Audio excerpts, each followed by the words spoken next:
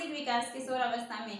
और यदि इस चैनल पे नए हैं तो चैनल को सब्सक्राइब कर दीजिएगा, लाइक कर दीजिएगा, शेयर कर दीजिएगा और बेल आइकन दबा लीजिएगा ताकि हर नोटिफिकेशन आपके पास पहुंच जाए। तो देखिए फ्रेंड्स, किशोरावस्था में मानसिक विकास कैसे होता है। तो मानसिक विकास जो है वो अधिक से अधिक तो होता है, कब होता है, शिशुअवस्था में होता है मानसिक विकास। बट यहाँ पे क्या होता है, किशोरावस्था को मानसिक विकास का पूर्णता का काल कहा जा सकता है। मानसिक विकास का पूर्णता का काल, क्योंकि कंप्लीट जो है वो यहाँ पर आकर होता है। मानसिक विकास जो है अधिकतर जो है मतलब कंप्लीट जितना होता है, वैसे तो देखो मानसिक विकास रुकता नहीं है, लेकिन अधिकतम उच्चतम सीमा तक यहाँ पर हो जाता है। तो इसी वजह से इसको कहा जाता है मानसिक विकास का पूर्णता का काल। और यहाँ पे एक मनोवैज्ञानिक आए हैं वुडवर्थ मोदी। वुडवर्थ ये क्या कहते हैं, देखिए वुडवर्थ कहते हैं कि 15 से 20 वर्ष की उम्र जो है उसके बीच में मानसिक विकास अपनी उच्चतम अवस्था को प्राप्त कर लेते हैं।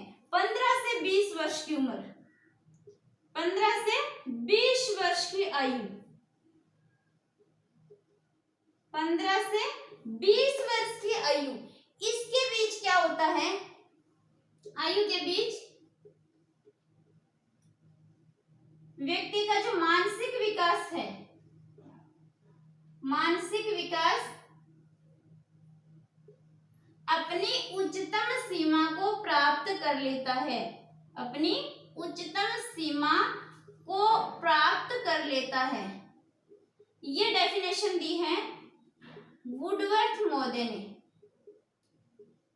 यानी व्यक्ति का कंप्लीटली जो मानसिक विकास है ये हो जाता है कब तक, 15 से 20 वर्ष की उम्र तक हो जाता है।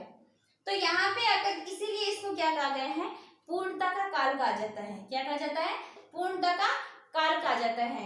और यदि एक बात और देखें अपन, तो जो 15 से 16 वर्ष की उम्र है, 15 से 16 वर्ष तक जो है वो मस्तिष्क जो है 16 वर्ष तक मस्तिष्क भी अपना पूर्ण आकार ग्रहण कर लेता है। मस्तिष्क भी क्या कर लेता है, अपना आकार और भार भी लगभग, मस्तिष्क अपना आकार और भार लगभग, आकार और भार लगभग मतलब पूर्णता का और प्राप्त कर लेता है। यानी लगभग उसका कंप्लीट हो जाता है, आकार भी पूर्ण प्राप्त कर लेता है और भार भी उसका लगभग कंप्लीट हो जाता है। तो 15 से 16 वर्ष की उम्र तक देखो मस्तिष्क का आकार भार ये भी कंप्लीट लगभग हो जाता है।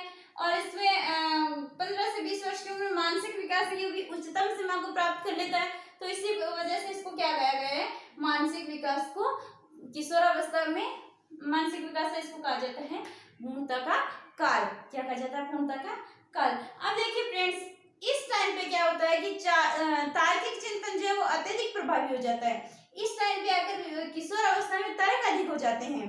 तो इस वजह से चिंतन में क्या आ जाती है, लोचशीलता आ जाती है। लोचशीलता यानी तार्किक चिंतन प्रभावित हो गया, यानी तर्क करने की क्षमता ज्यादा हो गई, वो तर्क वितर्क मतलब बहुत ज्यादा तर्क करता है।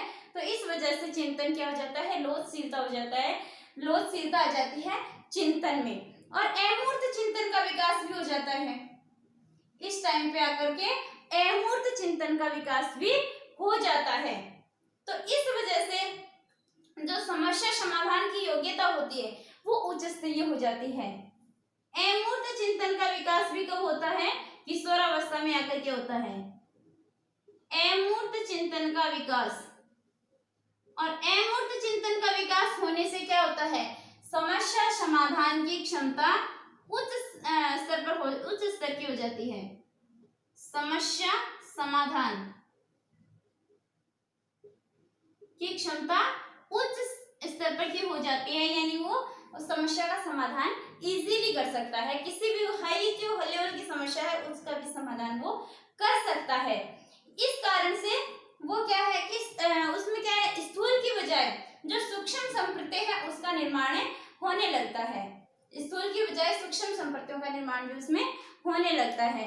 और देखिए फ्रेंड्स, जो मानसिक विकास है ये 16 वर्ष तक की उम्र तक अपन कह सकते हैं कि इसका कंप्लीट डेवलपमेंट हो जाता है।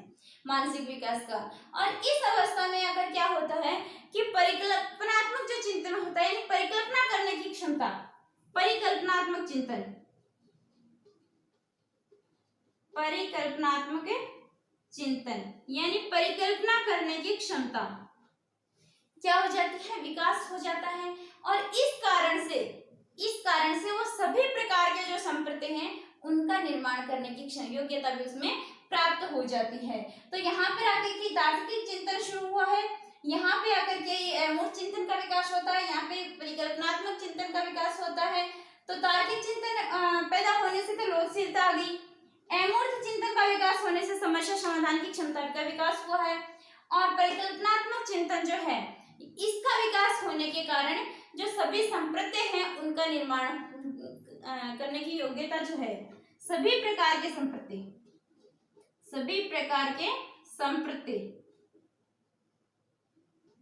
संप्रत्यों का निर्माण करने की योग्यता उसमें विकसित हो जाती है। और संज्ञानात्मक योग्यताएं जो है वो भी क्या हो जाती है, उच्च स्तर की हो जाती है। संज्ञानात्मक योग्यताएं, क्योंकि उनका संज्ञान जो है वो उच्च स्तर का हो जाएगा, तो संज्ञानात्मक योग्यता जो है वो भी क्या हो जाएगी, उच्च स्तर की हो जाती है। और जो अवधान क्षमता है यानी ध्यान केंद्रित करने की क्षमता है, अवधान क्षमता यानी ध्यान केंद्रित करने की क्षमता है, ये भी लगभग पूर्णतः विकसित हो जाती है, लगभग पूर्णतः विकसित हो जाती है। यानी इस उम्र में आकर के वो अवधान क्षमता पूर्णतः विकसित होगी। बाल्यावस्था में बच्चा जो है वो उसका अवधान केंद्रित वो नहीं कर पाता है, ध्यान केंद्रित करने की क्षमता बहुत कम होती है उसकी। तो ये था किशोरावस्था में मानसिक विकास। एक बार फिर से देखिए, इसको पूर्णता का काल कहा जाता है। वुडवर्थ क्या कहते हैं कि 15 से 20 वर्ष की आयु के बीच मानसिक विकास के जो है वो उच्चतम सीमा को प्राप्त कर लेते हैं।